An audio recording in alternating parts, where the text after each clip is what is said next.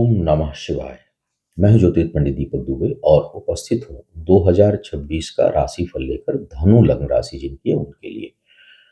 और नए दर्शकों को बता दूं कि जो यह मेरा राशिफल है यह लग्न राशि पर आधारित होता है। इसके लिए आप चंद्र राशि, सूर्य राशि, नामाक्षर इत्यादि को आधार ना माने, बल्कि अपने जन्म के समय जो आपकी लग्न राशि है उसको आधार मानकर देखें तो थोड़ा बेहतर रहेगा। दूसरी बात यह है कि जो राशिफल होता है वह बेहद सामान्य आधार पर होता है। आपको चाहिए कि कोई भी बड़ा फैसला लेना हो, कोई महत्वपूर्ण निर्णय लेना हो, कोई विशेष परिस्थिति हो, विषम परिस्थिति हो, तो राशिफल को आधार मानकर कोई आप डिसीजन ना लें, ना ही कोई काम करें।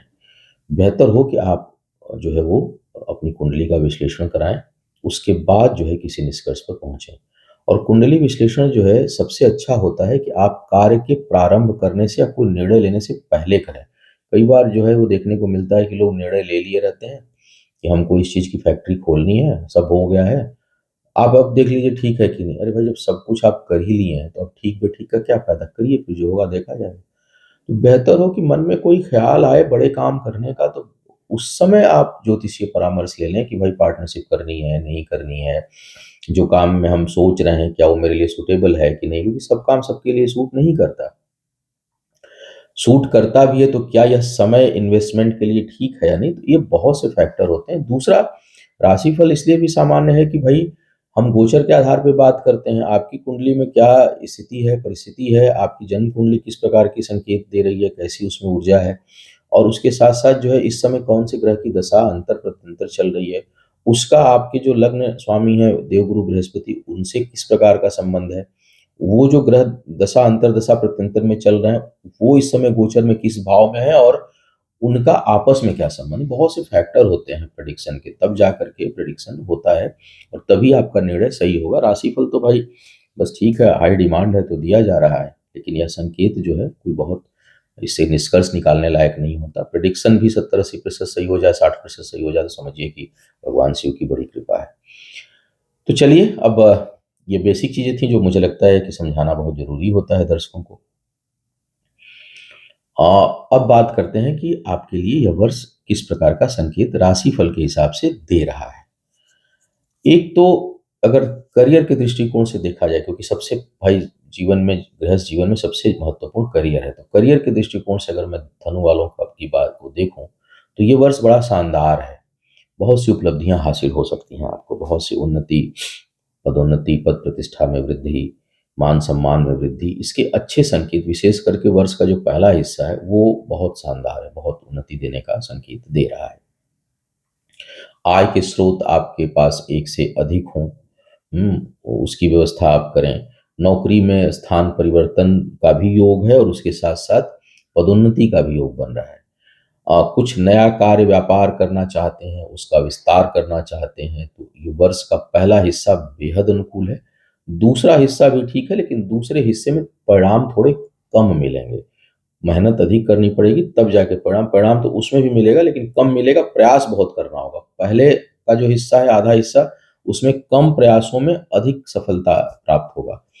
सेकंड हाफ में अधिक प्रयास में कम सफलता प्राप्त होगी। ऐसे संकेत सितारे दे रहे हैं। लेकिन कुल मिला के ये वर्ष जो है आपके लिए फ्रूटफुल है, उन्नति देने वाला है। पद प्रतिष्ठा, सम्मान, अच्छे कार्य आपके हाथों से संपन्न हो, इन सभी चीज़ों के लिए वर्ष काफ़ी बेहतर संकेत दे रहा है।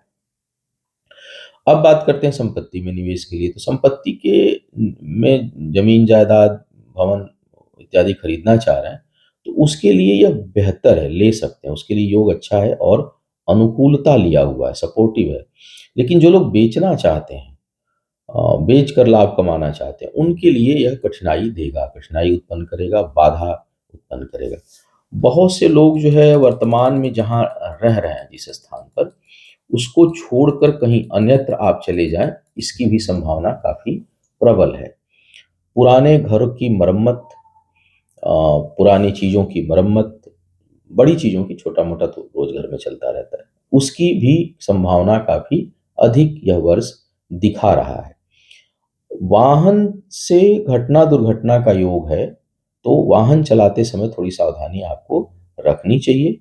नए वाहन खरीदने के लिए समय जो है वो सामान्य बना हुआ है, उसमें कोई बहुत कठिनाई नहीं है।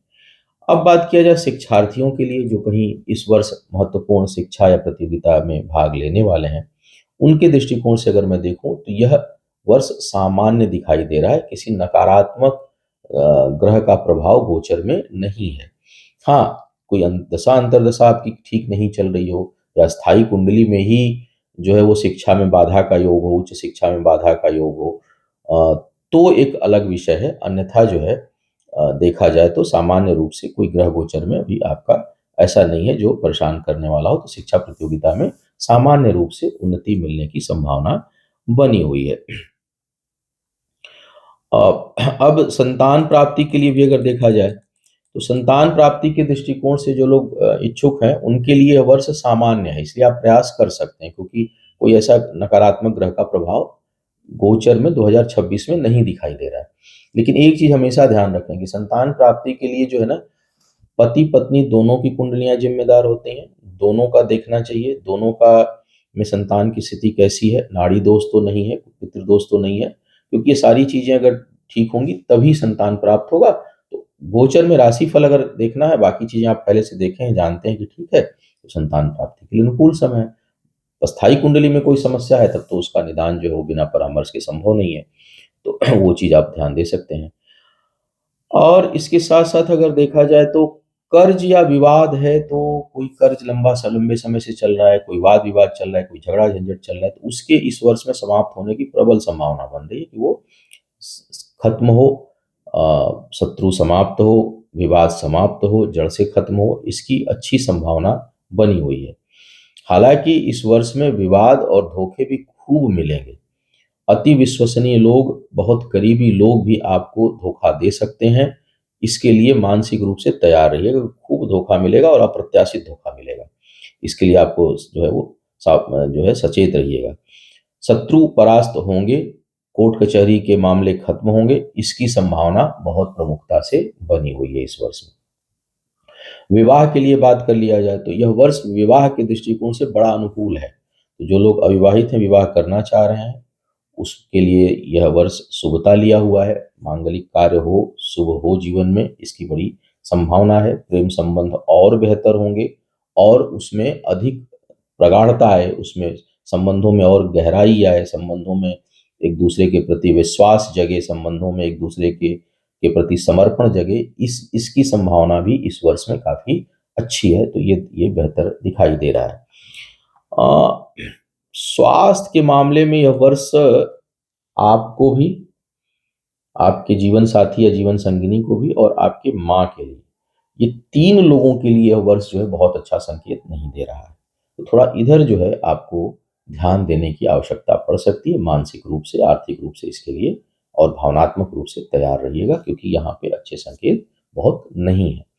अब सुझाव क्या है इस वर्ष के लिए आपको, एक लाइन में अगर मैं आपको सुझाव देना चाहूँ तो, कि धोखे का योग बहुत प्रबल है और अप्रत्याशित धोखा मिल सकता है अति विश्वसनीय व्यक्ति के साथ, मित्र के साथ, भाई के साथ, बहन के साथ, कोई भी जिसके ऊपर बहुत भरोसा करते होंगे, तो एकदम अचंभित रह जाएंगे, इस प्रकार का योग बन रहा है। इसलिए बहुत सावधानी आपको रखनी चाहिए।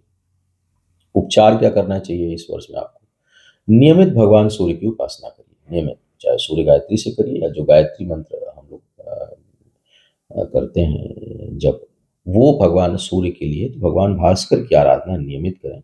इससे आपके तेज ओज में और वृद्धि होगी और धोखे और बाकी जो वाद विवाद कहीं होगा उसमें भी सर्वत्र विजय प्राप्त हो, इसकी बड़ी संभावना है।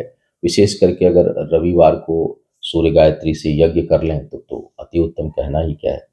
इसके साथ साथ मई आते आते, मई और जून में देवगुरु बृहस्पति की शांति पूजा अवश्य करें, क्योंकि उस जो है वो आपकी, जैसे मैंने कहा कि वो स्वास्थ्य के दृष्टिकोण से और कार्यों में प्रगति के दृष्टिकोण से थोड़ी, जैसे आपको परिणाम न मिले अपने किए हुए कामों का, पारिवारिक सुख में कई तरह की चीजें उत्पन्न हो सकती हैं। तो बेहतर है कि मई जून आते आते जो है देवगुरु बृहस्पति की शांति पूजा कराएं, उनसे संबंधित दान इत्यादि करें, वो आपके लिए लाभकारी होगा। तो यह था धनु वालों के लिए 2026 का संभावित राशिफल।